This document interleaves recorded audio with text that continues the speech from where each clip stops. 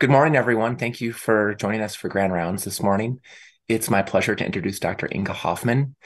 Dr. Hofman and I met about 10 years ago. We previously served together on a committee for the American Society of Hematology entitled the Scientific Committee on Hematopathology and Clinical Lab Hematology. Dr. Hofman's had just a really remarkable career.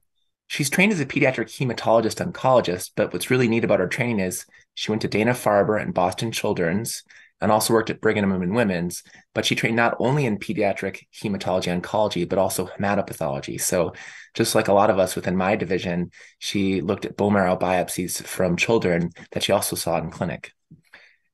She subsequently moved to the University of Wisconsin, where she became the director of the pediatric bone marrow transplant program. And kind of simultaneously to this, she started a nonprofit called the Global Pediatric MDS Initiative, which is a kind of a registry which supports family dealing with pediatric MDS and advancing research through collaboration.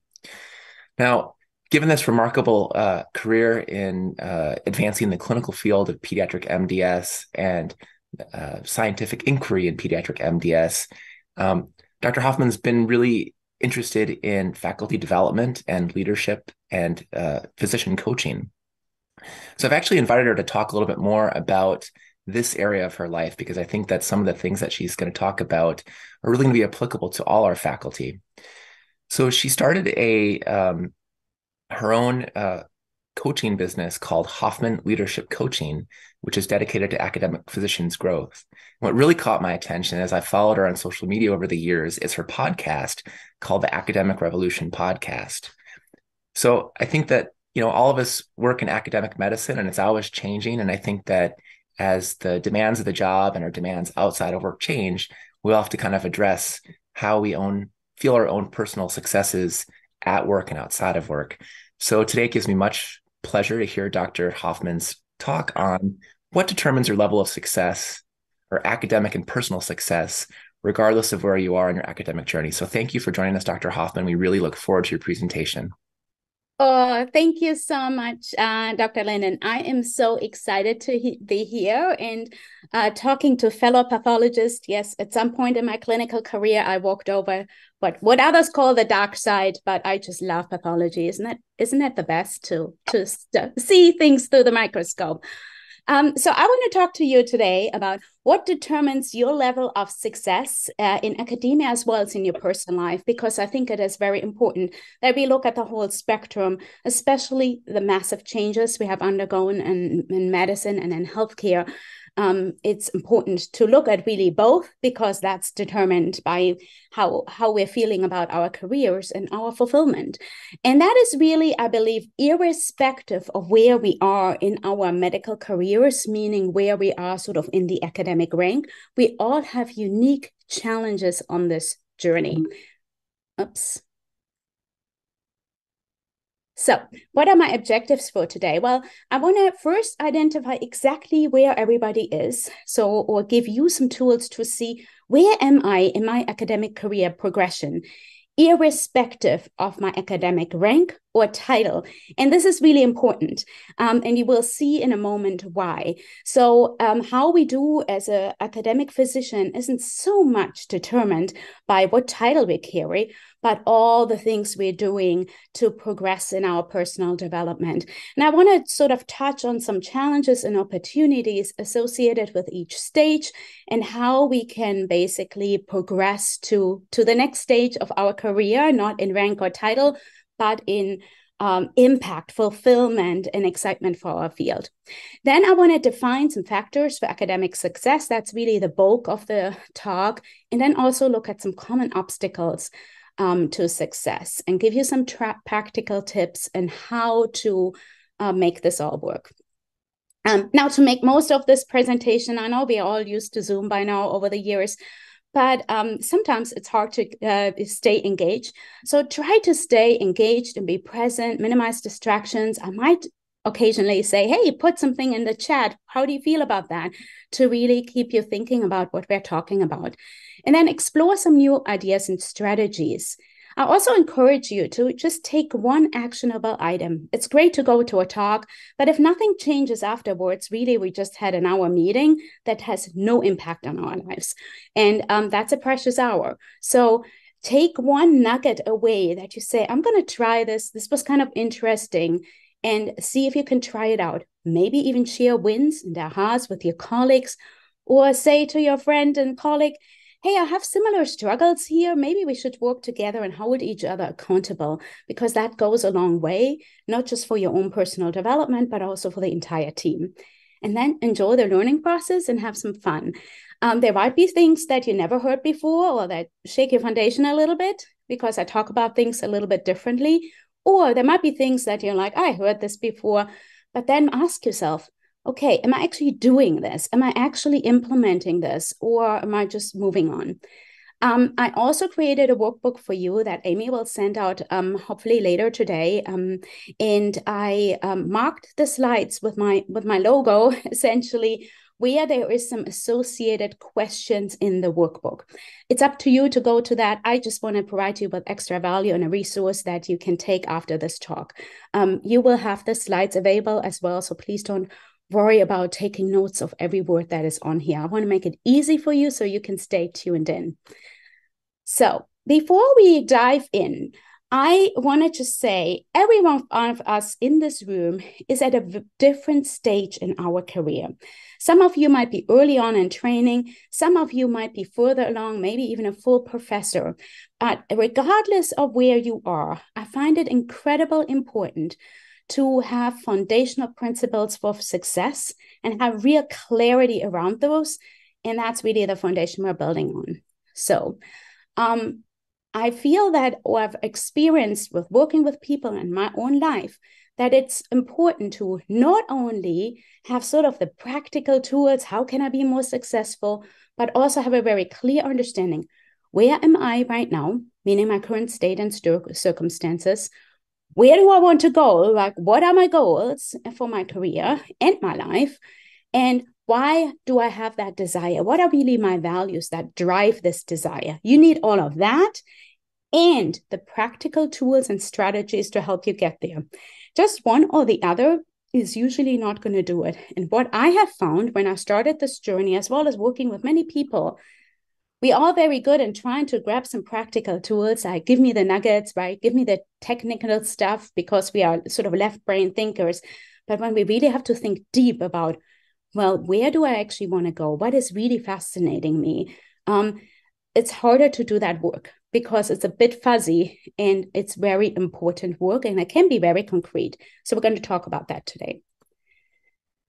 So as I mentioned, we're all on a different path in this journey, and irrespective of our academic rank and title. And I illustrated this sort of in this, what I call the academic physician success path, in this stair-step ladder. And there's really 5 main stages. One is sort of split up, so you can call it 6, but it doesn't matter too much. On the left-hand side, we have what I would call the defeated hero. And honestly, that's where I found myself many years, and how I got into this work is because I felt this way. The defeated hero is the person in medicine that is usually, they were passionate about medicine. They're really excited, but they feel now so overwhelmed and struggling and feeling like you're drowning under the weight of all the work and the responsibilities, keeping different balls into the air, that it feels impossible to make it all work. And many times that person asks himself, maybe I'm not cut out for this career, for this academic career. Maybe I should go and exit into industry. And you all know we have seen a massive exit into industry, at least in my specialties. I talk to other people. There's a massive shift in the medical field and a massive exodus. So, and that really comes from having not the tools we're going to talk about today. It feels really overwhelming. On the other spectrum, you can be the legacy builder that we all inspired to be when we started this journey, right? We want to make a big impact in medicine. We want our work to matter.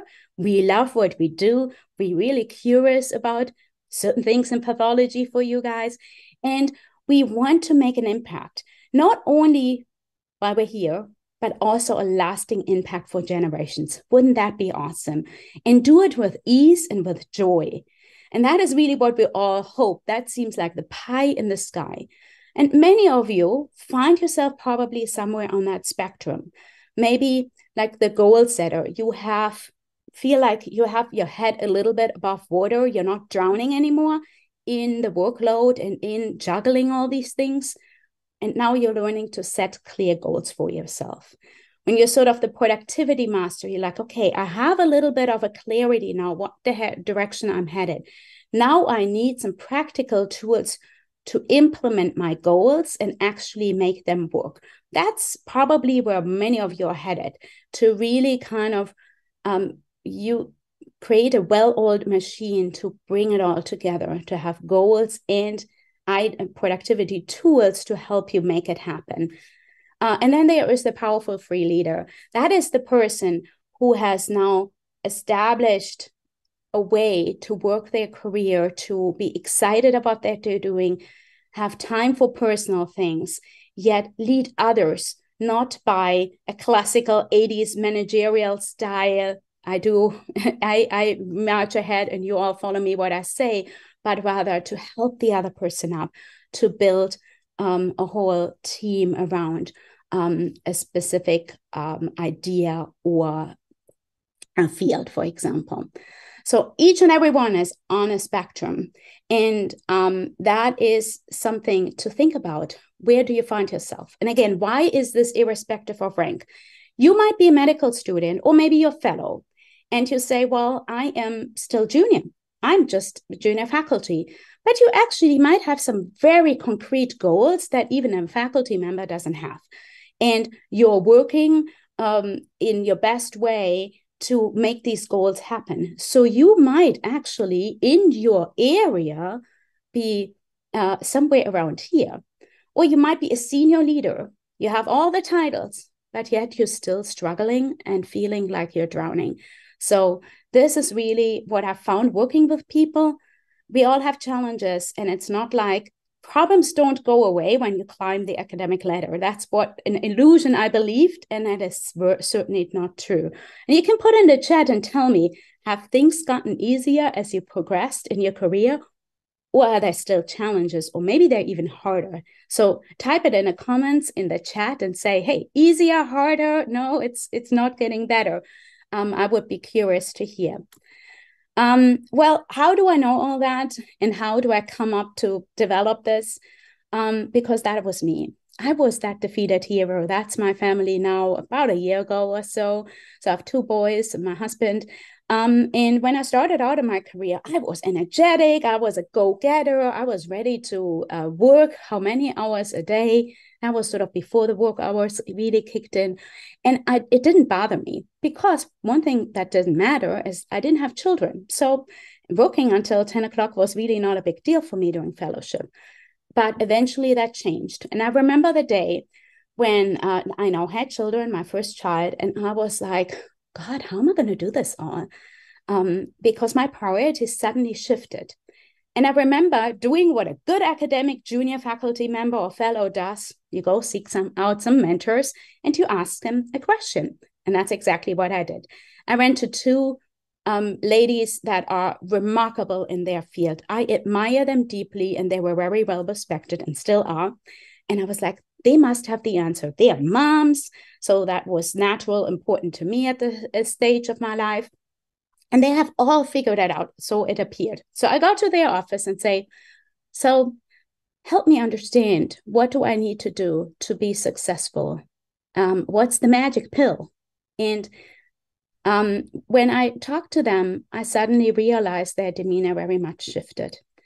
And they said, well, I haven't really figured it out either. And if you ever figured out, come and find me. But I could see that they were struggling deeply. While on the outside, it looked like they had it together. Inside, they were falling apart. They were trying to make it through the day. And we have all been there. And that's exactly how I felt, because I was drowning under clinic, laboratory work. Then I had a child and trying to balance it all.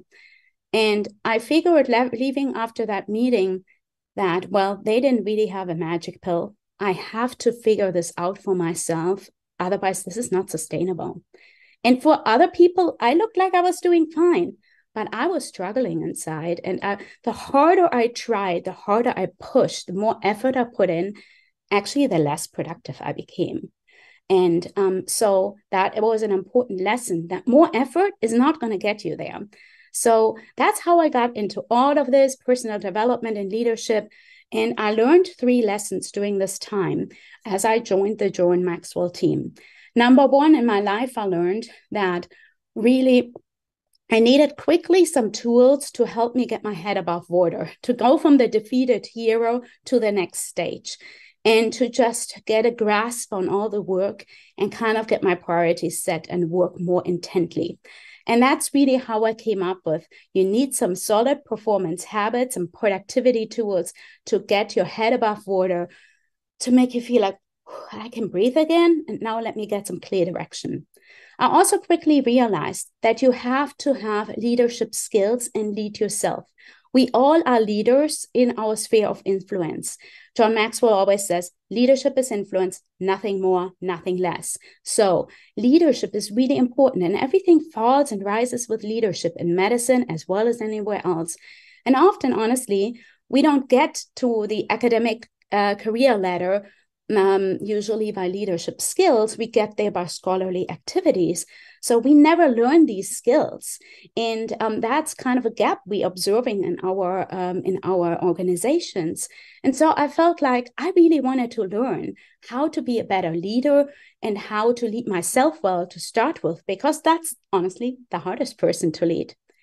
But I also realized I can have all the productivity tools, I can have some leadership skills, and know what I need to do. But knowing what you need to do in order to be successful, get your grants and your manuscripts published, etc., is not sufficient. You've probably all experienced, curious if anybody feels like that resonates, that you very well know what to do in many instances, but you still get stuck. You still procrastinate on stuff. And that's really where mental mastery comes in. It's usually the things between our ears that give us the biggest struggle, our self-doubt, our procrastination, etc. So I learned that you really need all those 3 in order to thrive and be successful and have that balanced life. Now, I kind of hate that word, because who wants balance? That's I know what everybody means when they say that, but balance is really a stagnating state that doesn't excite me too much. We want a good integration of all those aspects of our life. So if you have just performance habits and you have all the productivity tools and maybe you have some leadership, you can be the hustling physician, but not master your mind and all the emotions and thoughts that come with our daily activities that we're struggling with. You can have all the productivities and mental mastery, but if you don't have leadership direction and skills, you're just spinning your wheels. You're committed productivity master, but you don't actually have a direction where to go. If you just have leadership identity and skills and mental mastery, yes, you have a vision, you have a leadership direction, you can master your mind and your thoughts and your emotions and not get caught up in them. But if you have no tools to implement your vision, well, then you're also very stuck. So you really need all 3. And that's what I found over and over and over again. So we're going to talk about these today. Now, one of the things that I found that for over the years, that most of the stress and overwhelm really comes from misalignment between our priorities, our personal goals and values, and what we're actually doing each day. If you want to define burnout, it's less the things that people talk about. Yes, there's a lot of problems and many work hours and things we're doing, but in all honesty, there is a disconnect between what's important to us, our personal and professional goals, and our values, and that gets disconnected and people struggle. The other part that is really important that gets people in a state of stress and overwhelm is the meaning we attach to our successes and failures. Probably more so the failures, because we tend to look at the things that don't get done.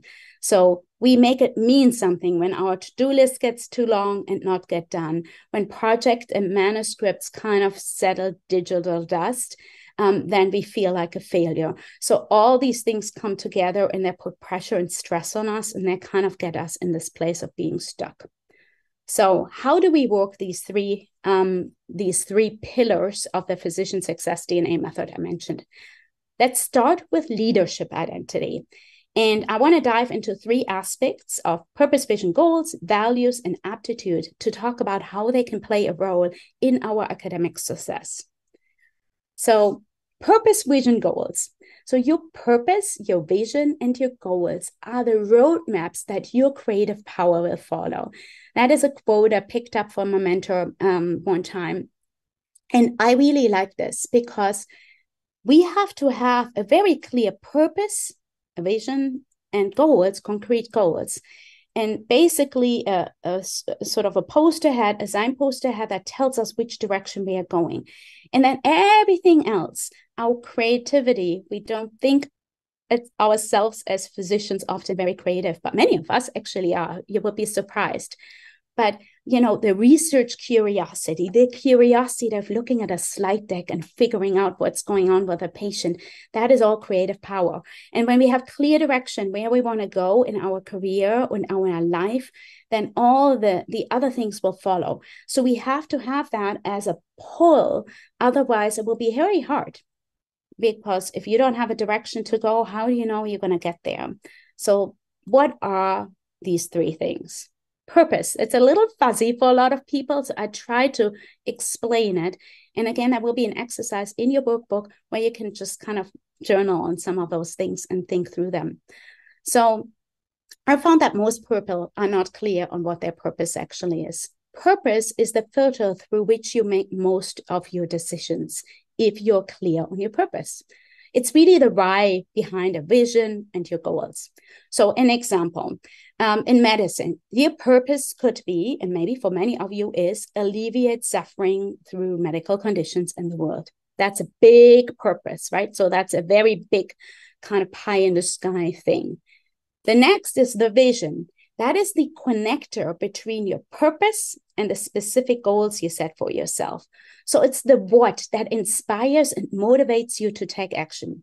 So for this specific example, my vision is to be the best hematopathologist, to be the best renal pathologist for this specific disease. Let's say you like glomerular disease. You're like, I want to be the best renal pathologist because I'm passionate about these patients. I deeply desire to improve their outcomes, to relieve suffering, and my vision is to become a leader in the field. And maybe you'll be even more concrete and say, I really want to look at that aspect of renal pathology. So that will be a vision that is still sort of a thing that is 10, 20 years away that you're working towards for. What are goals? Most people are familiar with goals, but they don't really know the other two that well. And that is the specific steps to create your vision. So how do you actually get there? Targets that help you achieve that vision. And those goals could be short-term, next week, today, next month, quarters, years, etc., or that could be long-term.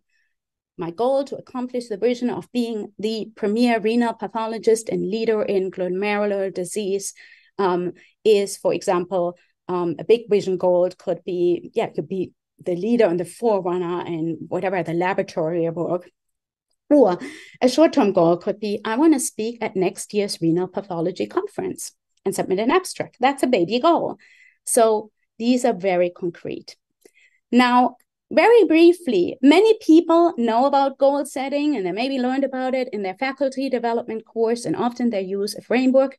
You might be familiar with SMART goals.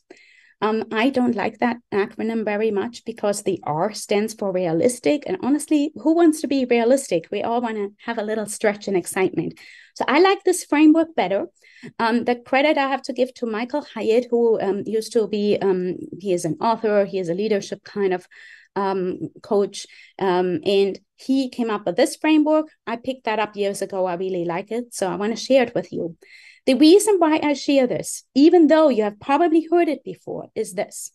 I cannot tell you How many times I work with people, or even to myself, I have to look, am I doing this exactly in this way the framework is intended? Because I see people get caught up and stuck in accomplishing their goals for lack of clarity in this framework. So let's review.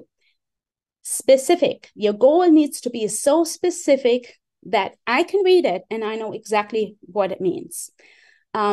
A lot of times people have very fuzzy goals, and then I feel I never can check the box because they're not clear if they're completed. So it has to be very binary, black and white. It's done or not. It needs to be measurable. There needs to be very concrete outcome. It should be actionable. The goal should have an action item and an activity flowing to get it done. And the R, it should be risky. Why? It should be stretching you a little bit. People say what got you here won't get you there. You are not going to get to the next level of your career fulfillment in life without stretching yourself and without taking some risk. And that means those goals, when they stretch you and you risk something, they're a little bit making you a little bit uncomfortable. You have to dig deeper and working on yourself to make that happen. Now, a realistic goal keeps you kind of comfortable in the same spot. That's why I hate the other framework. Time keyed. There has to be a definitive time when this thing is done. You can say at the end of the week, yes, I did it, or no, I didn't do it. It should be exciting because honestly, who wants to do something boring? And then it should be relevant to your larger purpose and vision and the larger goals. So that is really important. There's an exercise in your workbook as well. Now let's jump over to values. Who here in the room, put it in the chat, knows their personal values and could rattle them off like your top 3 values in life? Just say yes or no. And there's no shame if you don't know. Here's the thing. When I started, and one of the first courses I took on personal development, I didn't know my goals, my values either. I was like, I want to be a good person. I want to be a great physician scientist. That is not a value. That's a fuzzy, that's not even a vision. It's a nothing. But that showed me at the time, I really have to put in some work to be concrete. What am I all about? So values is like something that you stand for. That's like written on your tombstone, right? What will people remember about you, what you stood for? Your personal values are really your guiding North Star. They help you, especially with filtering what you should be doing and shouldn't be doing. And they should, of course, align with your purpose, your vision, and your goals and work together, essentially. So there's an exercise to help you define your 3 core values. When I did this exercise the very first time, I was really shocked because I had no idea. Now I know very clear. It's leadership, excellence, compassion, and faith and family are sort of another 2 values that are really important to me. How do they help me filter things? I can tell you a few years ago when I was recruited to Madison, I was asked, new faculty member, right? You find some good citizen job. I was asked to sit on the IRB because they needed somebody. Could I have done it? Sure. But excellence is one of my core values. So when I was asked to do this, I did my due diligence to figure out what was involved. When I figured I could do it, but could I do it with excellence? Probably not. There's probably people better equipped for sitting on an IRB and asking really powerful questions and helping the investigators than me. So I decided to decline because it wasn't a match with my values. And that is such a helpful filter when you have clarity on your values to say, okay, now I know this is a match and this opportunity is not a match. And then you can filter what you're going to focus on. Very powerful. Now let's shift gears a little bit and talk about aptitude. And I think this is one of the things that Dr. Linden was intrigued by. And even I have to say, this is one of my favorite things to think about. Aptitude is not a word that we commonly use in medicine, but I found it a very powerful concept to help us think about how we lead ourselves well and how we can do better. See, a lot of times we think our level of success in academic medicine is determined by publish or perish. How many things do you have out there? How many grants are you getting? And these are not important. There are all job security in academic medicine, of course. But here's the problem with all those things. They're all external factors that are honestly not entirely dependent on us, right? You can be a great writer, have a great project, and your grant still gets rejected. That happens. And when we look at external factors for our validation of success, it usually falls short and we will struggle. And I see this happen all the time. You probably experienced that. You put all your heart and effort in there, and you're crushed when the outcome isn't what you hoped and what you probably even deserved. So what are some other factors we can look at that we can actually control? Aptitude is one of them. So if you would look up the definition, you find things like it's an inclination or tendency or talent to do something. It's a natural ability to do something really well. It's a capacity for learning, something that comes easy to you. Anybody here, laboratory medicine? I'm a hematologist, so a hem-onc doctor, and tell you what, clotting cascade, I hate it. I don't want to ever look at it again, but I needed it sometime.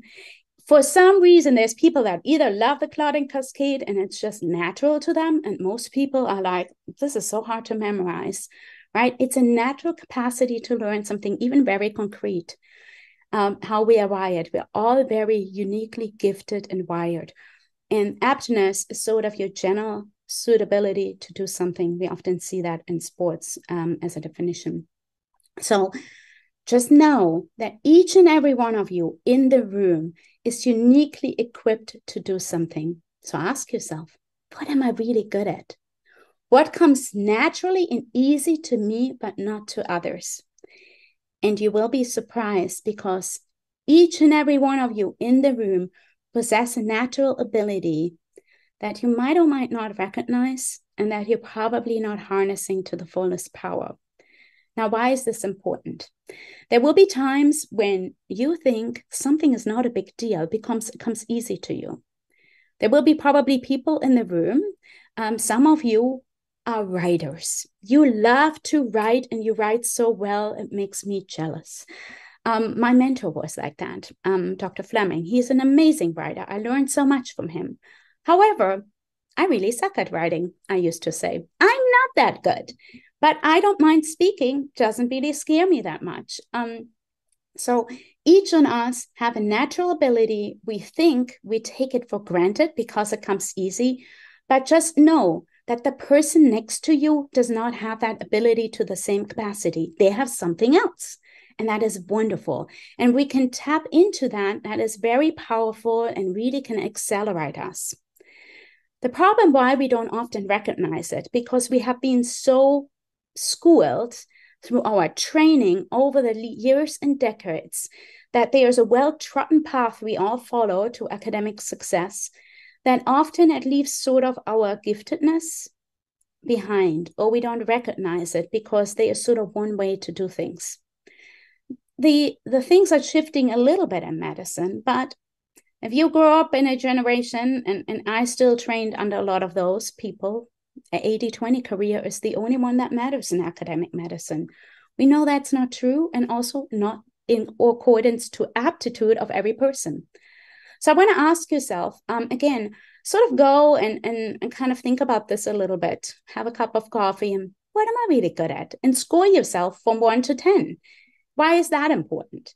Because here's the thing. When we work from our strength, it is, let's say you are a 7 at something. When you are 7 at something, let's say, I'm giving a silly example, you're a 7 at cooking. But now you want to increase your skill. You don't have to work that hard to get to an 8 or 9 and become excellent. But if you start with a 3, let's say at writing, you will have to work on it, and you will have to work on it hard to get even just to a 4 or 5. So the effort that we put into working on our weakness is much stronger and bigger than the effort to improve our skills in our strength zone. That's why I think operating from our strength zone, I know, is often counterintuitive to people, but actually it is much more effective. I know people say focus on your weaknesses and build those up so you can level things out. I honestly think that is bogus. You should do it the opposite, because then you can really excel in what you're already being given and gifted at. And what are you doing with the other things that are maybe not in your strength zone? That's why you hire a team. That's the beauty of an organization. If you build with intent, you're like, I have this person over here that is really gifted and talented in this area, but another person that is really compensating for other needs we have. And how awesome is that? If we really start thinking about that, guess what? You don't have competition. That competitive advantage, like the competitive spirit that we sometimes have to get ahead, goes away, because we know we each have our place and we need to function together. And that's beautiful. Also, I want to speak for a second about the 80-20 myth. And that is that historically, as I mentioned, a lot of us grew up, it has to be 80-20, otherwise you're a failure. That's how I trained when I was at Boston Children's. There is this mentality. And 80-20, meaning 80 research, 20 clinical work, created a lot of progress over the years in medicine. No question, no doubt about that. And there's an era for that, and there's people for that. I used to think I want to be that 80-20 person because I love research, I love my patients, and I love all that. But over the years, I figured, there are some other things I actually probably serve in a better role. And I'm glad that we are shifting perspective and that there's also career tracks. So just see and tune into, what am I naturally good at? Where can I serve the best to create the biggest impact in my field and to the organization and for my fulfillment? And then honor that. Don't feel trying to be somebody else because somebody else already taken. And also it's just so much more fun and joy and easier. Oops. Hold on one sec. So what are the benefits? If I work from aptitude, things come easy. There's less friction in my life and therefore less energy expenditure and also less time spent on tasks because it flows. It also creates increased alignment just within myself, who I am, what my values and my goals are, because naturally, often they are very much aligned. What you're already good at, your gifts and talents, and what you're inclined to do. And that increases well-being that we're all looking for. So let's look at performance habits. How are you guys doing? Give me a thumbs up if you're tracking and if it makes sense. I know it's a bit to chew on. So let's move over to performance habits. The things I want to focus on, these are really the practical tools. Time management, I hate that word. I will tell you in a second. Priorities and daily actions, meaning habits. So time allocation. I wish I could spend a whole hour with you on this, but I want you to kind of really think about how much time do I spend on various tasks every day. Lots of people struggle with that. How many hours do you think you spend on email or in your in-basket or whatever system you use in the EMR? And I encourage you in your workbook, I have put an exercise to run an experiment because, hey, we're scientists at heart, right? We actually like to run experiments in the clinical setting. However, we are not very good in running experiments in our life. And if you don't have data, what you don't measure, you cannot improve. So I encourage you to do this exercise. It's called a 15-minute miracle exercise. It will help you understand where your time goes.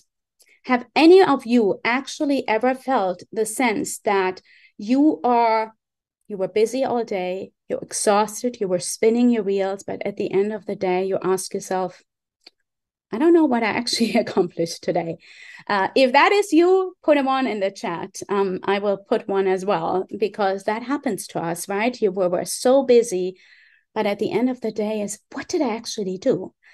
And that is exactly why this exercise is very powerful. When I run trainings for people over days about how to, be more productive, this is everyone's favorite, even though at first it seems a little daunting, because everybody walks away and say, oh my goodness, I didn't realize how much time I spent on email or chores or the silly thing. No wonder I'm not making any progress. And once you have data, you can analyze them, you can create interpretations, please don't judge yourself like, oh, I spent 3 hours on Netflix. You say, oh, okay, here's the reality, black and white. I spent 3 hours on Netflix. That was me as the defeated hero to try to compensate for being exhausted. And say, okay, now it's time to shift. What am I going to do differently? And habits will help you there. We'll talk about that in a second. So do this exercise. I really encourage you, go ahead and try it out. And that will really help you then be more intentional with your schedule versus reactionary. And that is a very powerful thing. Good. So yes, a bunch of ones here. I'm glad I'm not alone. Thank you for thank you for letting me know. And thank you for participating. So the next thing I want to talk is priorities. And that is another thing that I feel lots of us struggle with. And that is a big thing I had to learn. A lot of us feel that we are drowning under a never-ending to-do list. If that's anybody here, like give me a thumbs up in the chat or one and say, yeah, that's me. The to-do list feels longer. There's more to do than hours in the day. And struggles with that often have to do with a lack of priority. And there is 5 common traps we can all fall into when we think about priorities. I learned this straight from one of John Maxwell's book. I highly recommend. It's called the Develop the Leader Within You 2.0. It's a great starter book if you want to start thinking about leadership and personal development. It has questions in there. So I encourage you to read it. Number 1, most people overestimate the importance of most things. That's true. A lot of times we think this is really important, and especially when other people bring something to us, right, with urgency. Oh, we get things from admins. You have to fill out this form, etc. Yes, eventually it needs to get done, but it's not an emergency. And a lot of people are bogged down by these activities. Having too many priorities paralyzes you. And I see that all the time. And again, I can tell from my own experience, having all these plates spin in the air makes you freeze because you're so overwhelmed, you don't even know where to start. And that leads to procrastination. So nothing gets done. So it can be really paralyzing to feel just so overwhelmed that you're like, I cannot even get started because there's just too much to do. That means you have to trim them down. When small demands are given too much attention, big problems arise. This happens all the time in Madison too, that we have constant interruptions and constant little things we have to put fires out, but we are not continuing to work on the important things, like the manuscript writing, the grants, whatever it might be, that research projects. Guess what? Eventually that grant deadline creeps up on you, and that's how people pull overnighters and work on weekends, because they gave other things too much attention while they should have been working on this all along. And now it's easy said and done, but you will see some tools and hopefully help you with that. It will take time to shift gears, but it can happen. Making everything a priority means nothing is a priority. Now, I have a coaching client, a while back, I had a coaching client, and she was telling me all the projects she had. And these were just about 9 or 10. These were just manuscripts or abstract in various stages. And she was like, but they're all important. And I'm like, no, they cannot be all equally important. And that's how she got nothing done. She is so smart. She's amazing. It's not like for lack, and she is a hard worker. So it's not like for lack of hard work or intelligence or anything. It's just like we have so many things lined up that all of them we say is important. No. At the end of our session, I said, okay, you gotta rank them, and you gotta rank them in what feels right to you. So she actually made some priorities. She says, this project is important because you're not slow hanging fruit. I can get that done quickly and get it out the door off my table. This one I'm so passionate about. So you have to give priority rankings to all the things going on. Otherwise, nothing ever gets done. And I see that all the time. And then sometimes emergencies force us into priorities. We probably all had a situation where even a small interruption suddenly made us clear on what needs to happen that day. Have you ever had a full day planned, meetings, projects, all sorts of things, and then your child gets sick or something happens at home? or yourself, you could say, and you have to reshuffle your priorities. And guess what? The sky didn't fall and you picked it up later. So in moments of pressure, and during COVID, we saw that out, right? We had to reshuffle our priorities and you had to force yourself to think differently. And that is sometimes a helpful thing. Now, sometimes, what can we do to do it differently? Work smarter, not harder. You have all heard this before, but really, seriously, increasing effort is not going to get you there. You can't have it all, at least not at the same time. That was hard for me to hear. I'm a multi-passionate person, as you can probably tell. I didn't want to give up any of these. But I had to learn that there are seasons and times for everything, and that there's times when I focus on this and times when I focus on something else. And that's okay. The good is always the enemy of the best. Make great choices.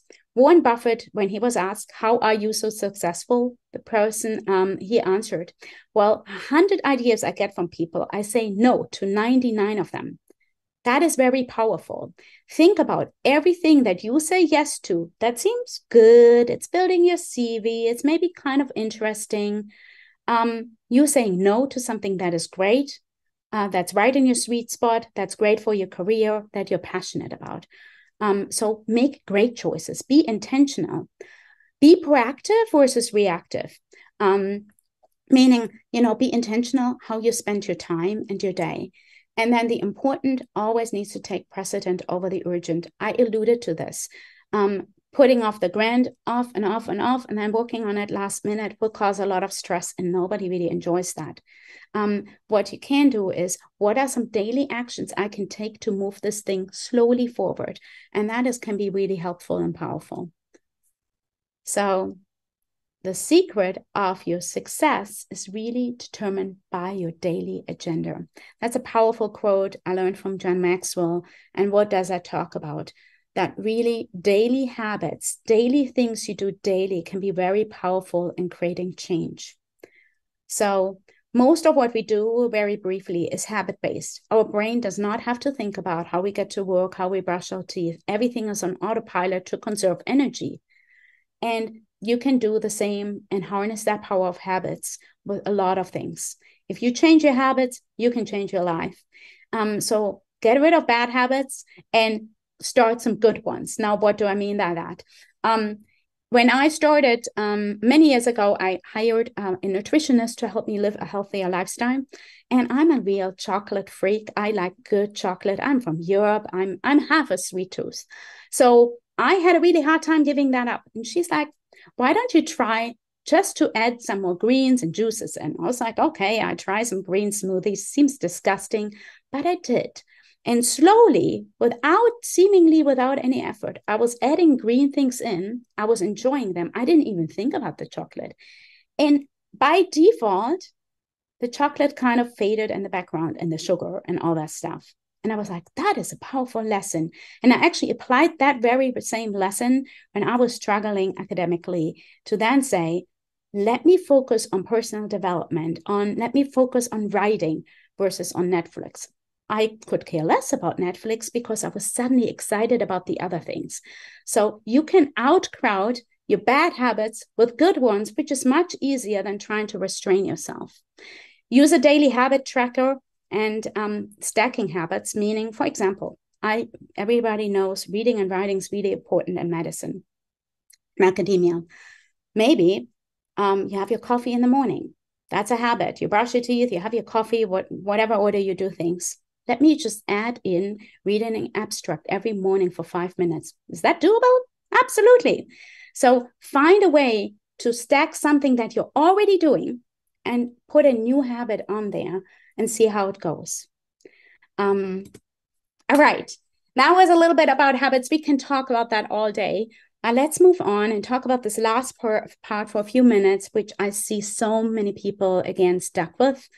And that is procrastination and perfectionism, which are really issues with our mental mindset. So the two of them are really a twin engine, I think. There's a lot of overlap between procrastination and perfectionism. And I would say, especially in our profession, the two often go hand in hand and are a major cause why things don't get done. Because we procrastinate and we try to make it perfect. Anybody here a perfectionist? I'm trying to tell myself I'm a recovering perfectionist. And we all have that streak a little bit, don't we? I love this quote. Procrastination is opportunity's natural assassin and a thief of time. I actually kind of butchered this together from two different other quotes. But basically, opportunity comes, procrastination kind of kills it off, and it really steals a lot of your time. And that's unfortunate because there's probably great things you wanted to be doing. And so, what are reasons for procrastination? I'm just going to name a few. You will get that list. It could be just overwhelming workload and you're kind of frozen. It could be distractions, interruptions. It could be just lack of prioritization, like we talked about earlier. Sometimes tasks are not clear. Again, clear goal setting, therefore, is important. Sometimes you're just not motivated or the task is unpleasant. A big one, though, is fear of failure is probably the biggest driver for procrastination. We think, what if it doesn't work out? We think about what will people think. We have that fear of judgment or failure, and sometimes also success. What if this is actually good? Then I have more work to do. Sometimes people get into their, I want to avoid this because I feel not good enough. Again, it also drives in our perfectionism, setting unrealistic high standards. And we tend to do that a lot. Now, how can we overcome that? Set very clear goals and prioritize your task. Break things into smaller steps so it doesn't feel so overwhelming.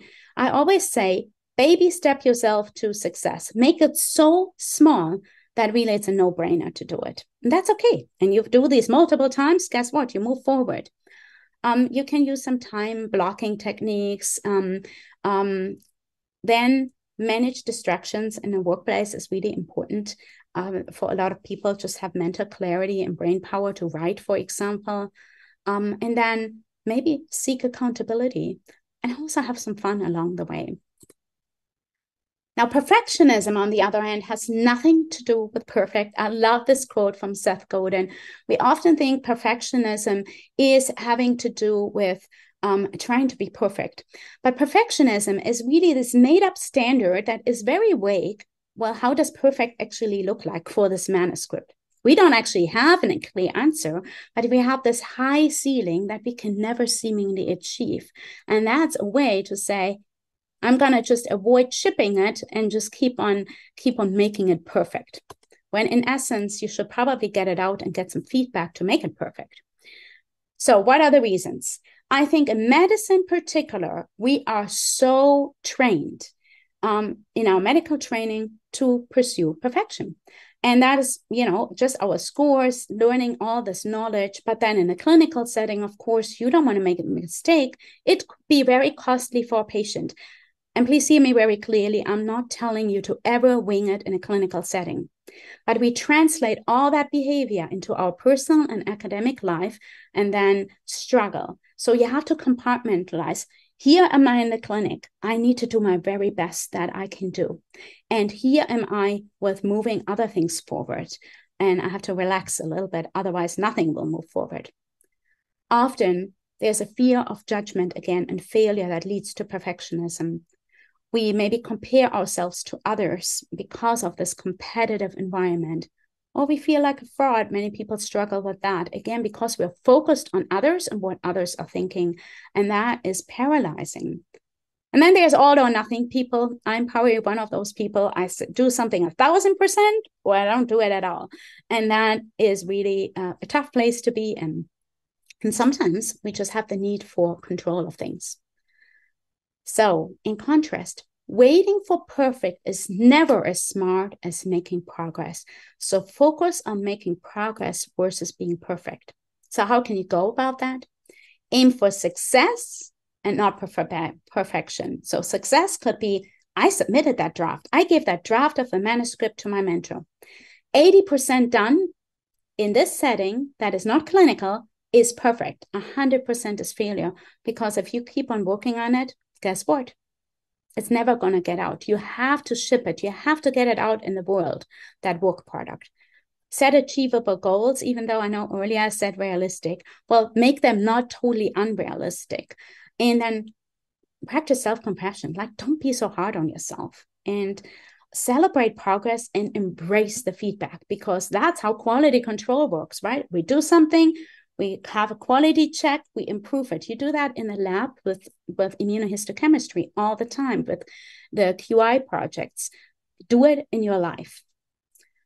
So I hope with this you have a little bit of a sense about where you are. Again, go back and say, where am I on this journey?